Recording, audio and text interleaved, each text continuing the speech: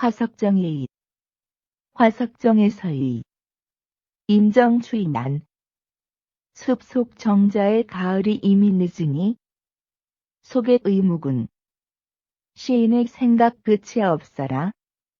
원숙 연천벽 멀리 보이는 물은 하늘과 맞닿아 더욱 푸르고 상풍향의 홍 설이 맞은 단풍나무 해를 향하여 불거라.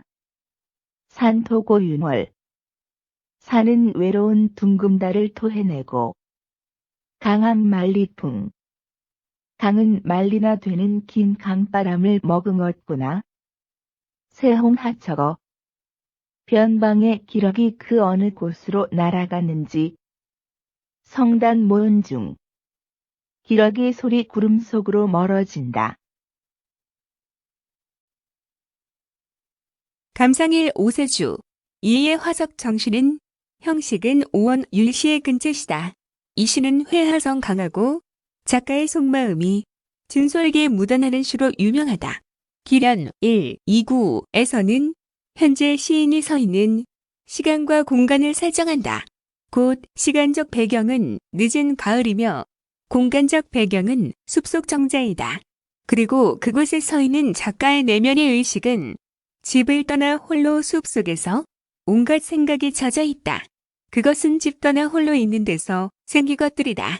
즉 외로움, 집안 식구와 친구에 대한 안부, 기타 자신의 처지나 장래에 관한 불안한 생각 등일 것이다. 인간은 혼자 있으면 진솔해지는 법이다. 더구나 그곳이 늦가을 산속이라면 그 정도는 더욱 심했을 것이다. 암연 3, 4구에서는 자신을 둘러싼 자연 풍경을 자세히 묘사하고 있다. 많은 풍경 중 그 당시의 작가의 의식을 자극하여 작가의 눈에 들어오는 것이 그 대상이 될 것이다. 그것은 우선 정자에서 멀리 바라보이는 하늘과 맞닿은 화석정이 있는 푸른 임진강 강이었을 것이다. 늘 보는 임진강 물이 더욱 푸르고 맑게 느껴졌다는 것이다. 그것은 이렇게 좋은 가을 풍경을 친구나 가족과 함께 즐겨야 하는데 계속 그들과 함께 하지 못하고 나만 떨어져 있다는 소외감이다. 가을 하늘과 임진강의 맑은 물이 작가로 하여금 소외감을 느끼게 한 것이다. 다음으로는 양편 언덕에 가득한 단풍나무 숲이다. 오늘따라 단풍나무들이 추위를 느껴 따뜻한 해를 향하는 듯 하다는 것이다. 이는 사실은 작가의 마음이 집을 떠나 숲속에 홀로 있는 데서 느껴지는 감정이다. 경연 5, 6구에서는 이제 날은 어두워지고 달이 떠올랐다. 달은 보름달이다. 그런데 작가는 봉우리에 솟은 달을 산이 달을 토해냈다고 했다.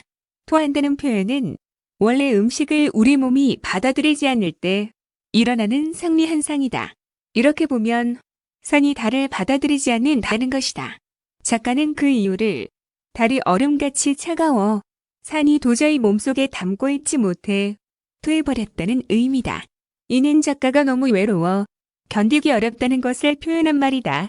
같은 보름달을 보아도 가족과 함께 따뜻한 가을을 보내고 있는 사람들은 결코 달을 토해낸다고 표현하지는 않을 것이다.